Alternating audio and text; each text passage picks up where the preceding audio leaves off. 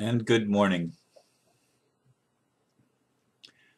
After yesterday's video and continuing today, I've been meditating on and contemplating many questions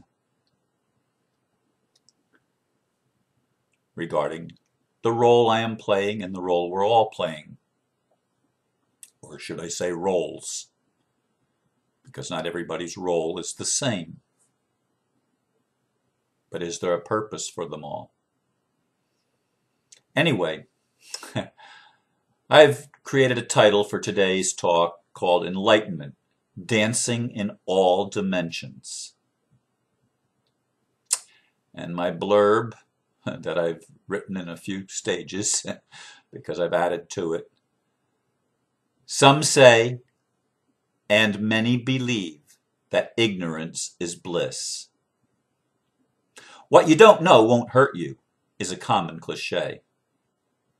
Perhaps in the higher dimensions these are true. However, in 3D, these are definitely not true.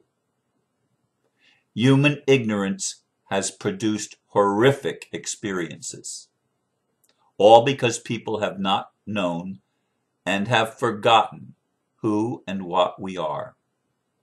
Today, many are finally waking up. Still, many more remain woefully ignorant of much truth. And many that seem awake are willing to allow 3D to remain imprisoned by lies. Can we really be enlightened if we refuse to dance in all dimensions, filling everything with light? Is this true? He that would ascend must first descend? Can any part of creation remain separate from Creator? Which are the good shepherds willing to, or where are the good shepherds willing to save the lost sheep? As I was pondering these questions this morning, sitting here at the computer waiting for 4:44 to get here, I recalled the movie starring Robin Williams, What Dreams May Come. And for those of you that saw that movie, you know that Robin, the character played by Robin Williams, was so in love with his wife, who committed suicide and went to hell for that he was willing to descend into hell and willing to spend eternity, if necessary, with her in hell because he loved her. That is how I see Christ. Christ is the good shepherd. Now, Christ was more than just Jesus. Jesus was merely an embodiment of Christ, which, from my perspective, true Christianity tells us that we are all to be embodiments of Christ. Each and every one of us is willing to do what the Apostles' Creed said that Jesus did. He descended into hell. I submit to you the possibility that 3D is a form of hell. I believe it's also very beautiful. It contains everything that the other dimensions contain, at least to some degree.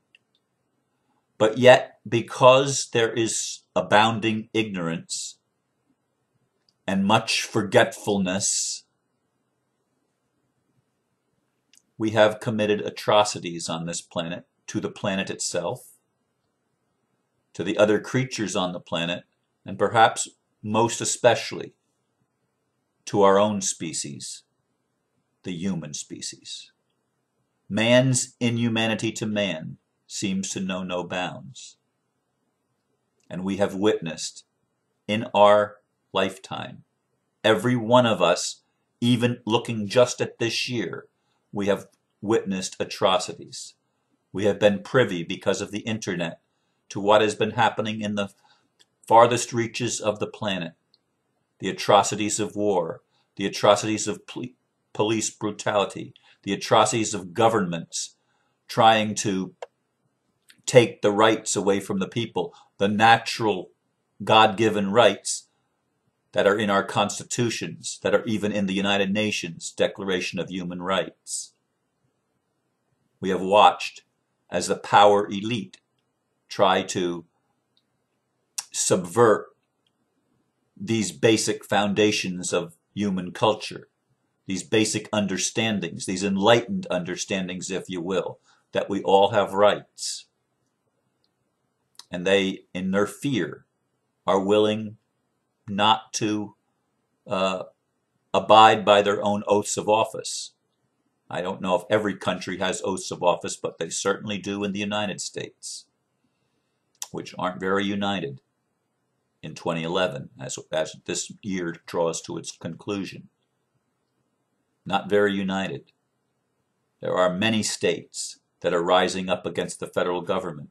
Many cities and towns and counties across this country are rising up, and it's happening all over Europe, in Australia, in Canada, and all over the world virtually, as people, even in the communist Chinese area, even in Russia, places where communism had held or still holds apparent power, people are awakening everywhere, everywhere, everywhere. But there is a New Age doctrine that seems to imply what many of the old age religions taught, and that's an escapism, a denial, a religion of turning the other way. And I don't mean turning the cheek.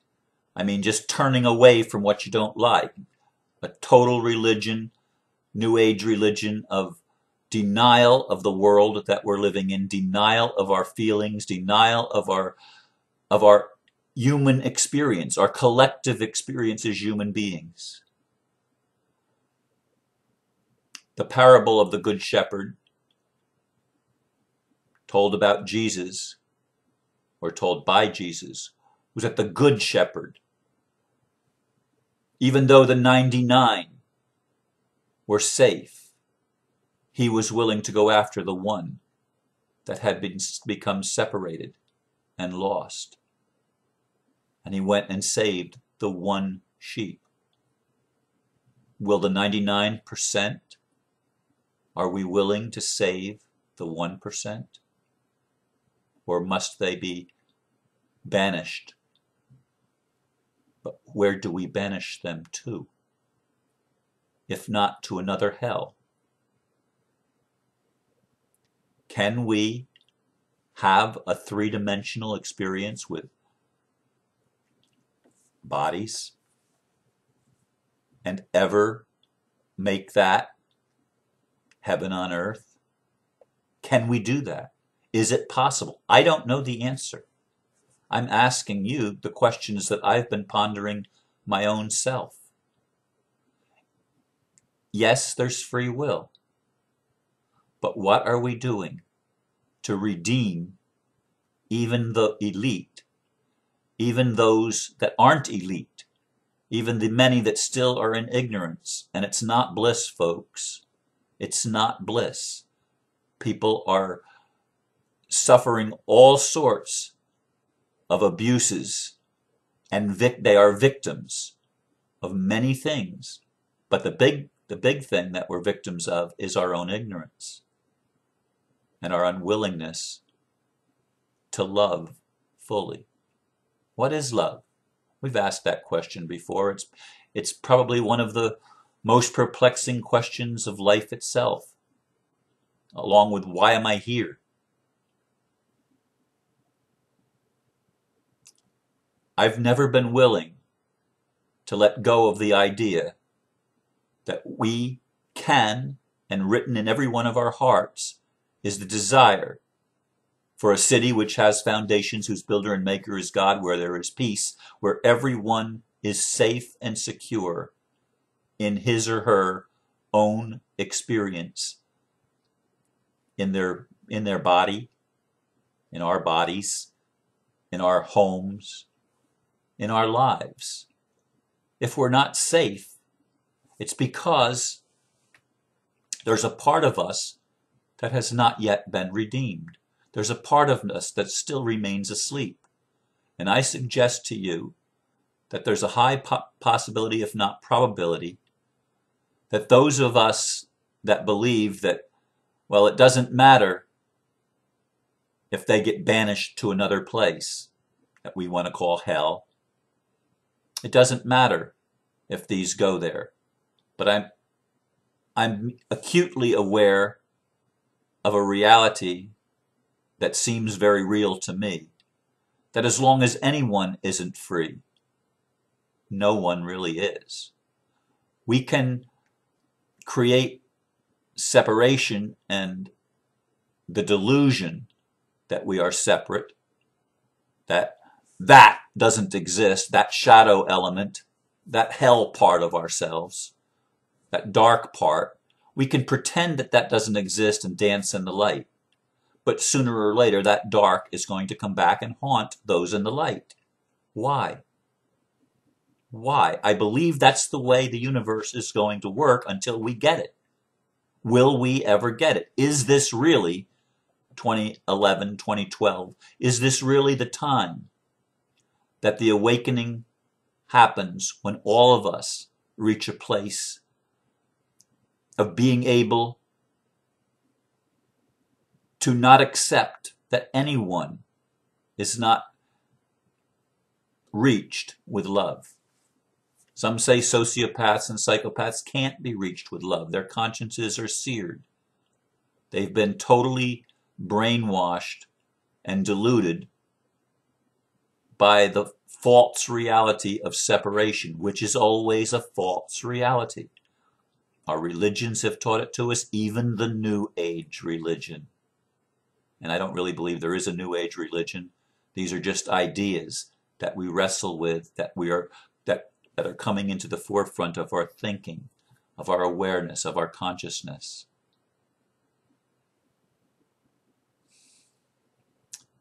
But there's still separation. As long as 3D remains unenlightened, it remains a hell, the potential for hell. Perhaps souls have been on a long journey that involves more cultures and civilizations than just here on Earth. I believe it does. The Native Americans have a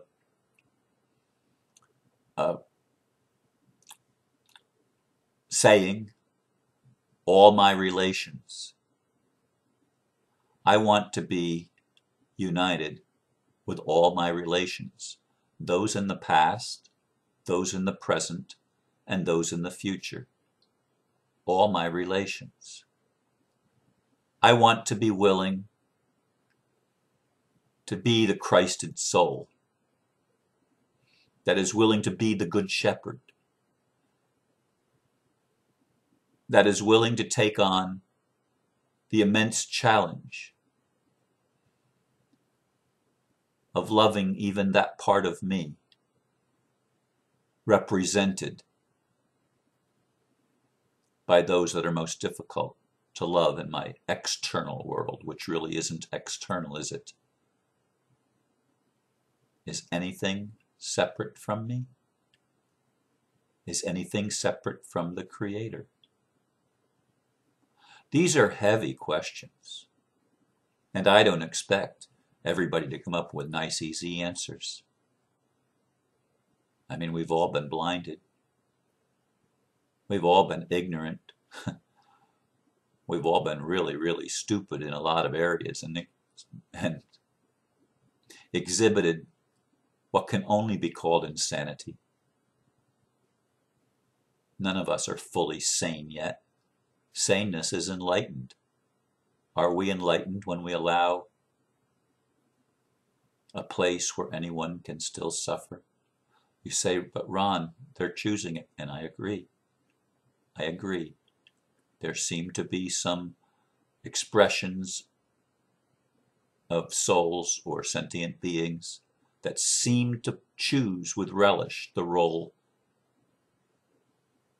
of darkness. the role of the victimizer. But in order for there to be a victimizer, there have to be victims. How do we rise above that?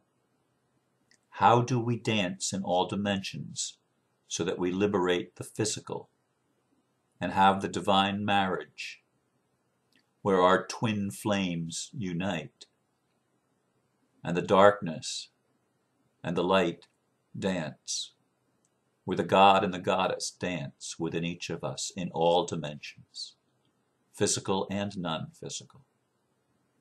I know that I am more than just this person in this body that sits before this camera. I know I am more than that.